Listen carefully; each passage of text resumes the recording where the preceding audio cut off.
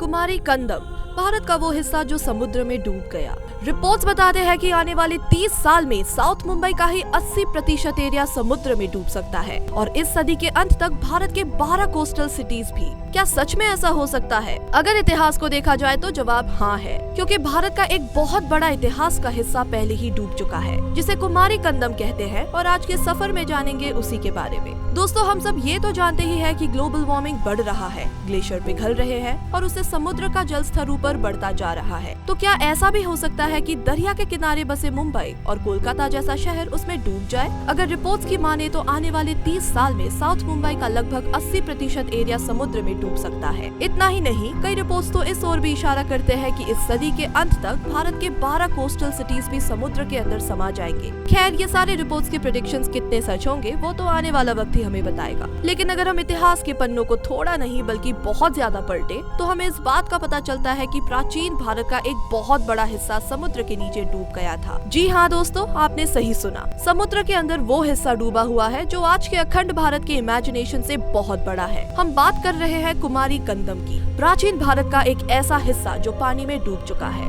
आज के इस वीडियो में हम भारत के इस डूबे हुए हिस्से के बारे में विस्तार से जानेंगे, तो बने रहिए हमारे साथ इस वीडियो के अंत तक। दोस्तों, हम आपको बता दें कि जिस कुमारी कंदम के बारे में बात करने जा रहे हैं उसे कुमारी नाडु के नाम से भी जानते हैं। एक ऐतिहासिक तमिल सभ्यता जो भारत के दक्षिण भाग में स्थित हिंद महासागर में कहीं लुप्त हो चुकी है। अगर शोधकर्ताओं की माने तो उनका ये भी कहना है कि 14,500 साल पहले हिंद महासागर का स्थिर 100 मीटर नीचे था, जो अंतिम आइस एज के खत्म होने के साथ ही बढ़ता चला गया था और धीरे धीरे समुद्र का स्तर इतना बढ़ गया कि कुमारी कंदम महाद्वीप पानी में डूब गया। लेकिन उसके अस्तित्व के कई सबूत आज भी मिलते हैं। वीडियो में मौजूद इस मैप को देखकर आप जान सकते हैं कुमारी कंदम आखिर कहाँ हुआ करता था। जैसा कि हम देख सकते हैं कि भारत और श्रीलंका के बीच स्थित पॉर्क स्ट्रेट की लंबाई 18 मील है, जो चूना पत्थर, रेत, गाद, छोटे कंकड़, बालू से बना हुआ है।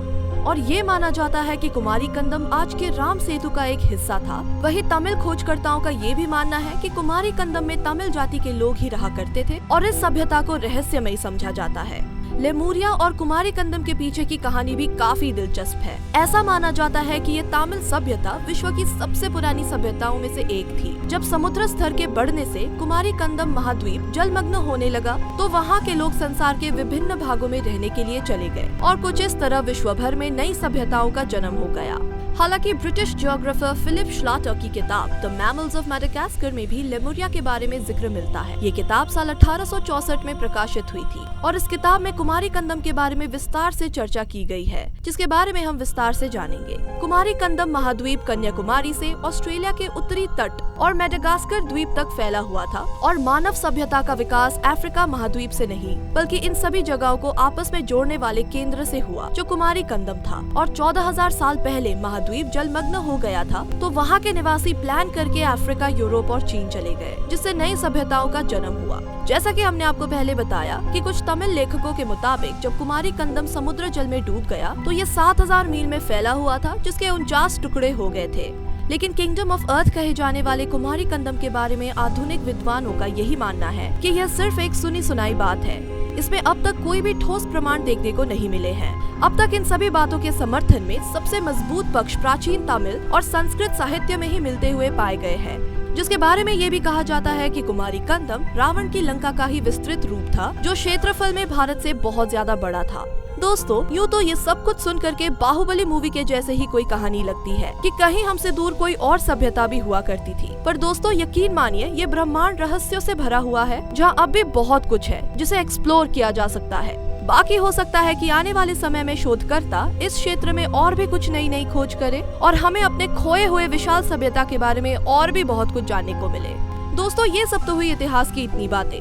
अब जब इतिहास की इतनी बातें हो रही है तो क्यों ना भविष्य के बारे में भी थोड़ा सोचा जाए, क्योंकि जैसा कि हमने आपसे वीडियो के शुरुआत में कहा कि भारत के कई शहरों के डूबने के कई प्रेडिक्शंस किए जा रहे हैं। और दोस्तों, अगर ऐसे प्रेडिक्शन किए जा रहे हैं तो कहीं ना कहीं हम सभी को इसके बारे में जानना जरूरी हो जाता है। अगर प्रेडिक्शंस की माने और वो सच हुए कि साल 2050 तक हमारे देश का फाइनेंशियल कैपिटल मुंबई जैसे महानगर के कई इलाके समुद्र में विलीन हो जाएंगे, तो आखिर ऐसा क्यों होगा?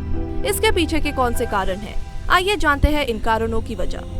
दरअसल आज से लगभग 1 साल पहले बीएमसी प्रमुख IS चहल ने एक भयानक भविष्यवाणी करते हुए ये चेतावनी दी है कि साल 2050 तक सोबो कहे जाने वाले मुंबई की साउदर्न पार्ट का A, B, C और D वार्डों का लगभग 80% हिस्सा ग्लोबल वार्मिंग से उत्पन्न समुद्र के बढ़ते स्तर की वजह से अरब सागर के नीचे डूब जाएगा। इसमें कोई शक नहीं है कि ये सुनने में काफी खतरनाक और डरावना लग रहा है, लेकिन दोस्तों यही कड़वी सच्चाई है और हमारी पृथ्वी पर होने वाले बाकी कई नुकसानों की तरह इसके जिम्मेदार भी हम इंसान ही है। आपको क्या लगता है कि हमें ऐसी अनहोनी रोकने के लिए ऐसे कौन से स्टेप्स उठाने चाहिए? हमें अपनी राय कमेंट्स में जरूर बताइए। हम आपको बता दें कि सिर्फ भारत के कमर्शियल कैपिटल मुंबई ही नहीं, बल्कि केरल का कोची, गोवा का मोरमुगाओ, कर्नाटक का मैंगलोर और गुजरात का कांडला जैसे और भी कई कोस्टल एरियाज हैं जो इस सदी के अंत तक जल में मग्न हो जाएंगे, क्योंकि यूनाइटेड स्टेट्स ऑफ अमेरिका के national aeronautics and space administration NASA ने भविष्यवाणी की है कि सदी के अंत तक कई इंडियन कोस्टल सिटीज 2.7 फीट तक पानी के नीचे चले जाएंगे। नासा ने दुनिया भर में समुद्र के स्तर में बदलाव का विश्लेषण करने के लिए intergovernmental panel on climate change report का उपयोग किया और इस डेटा से मिली जानकारी से ये पता चला है कि भारत के 12 कोस्टल सिटीज समुद्र के बढ़ते स्तर के कारण आने वाले समय में जलमग्न होने का खतरा देखा जा सकता है।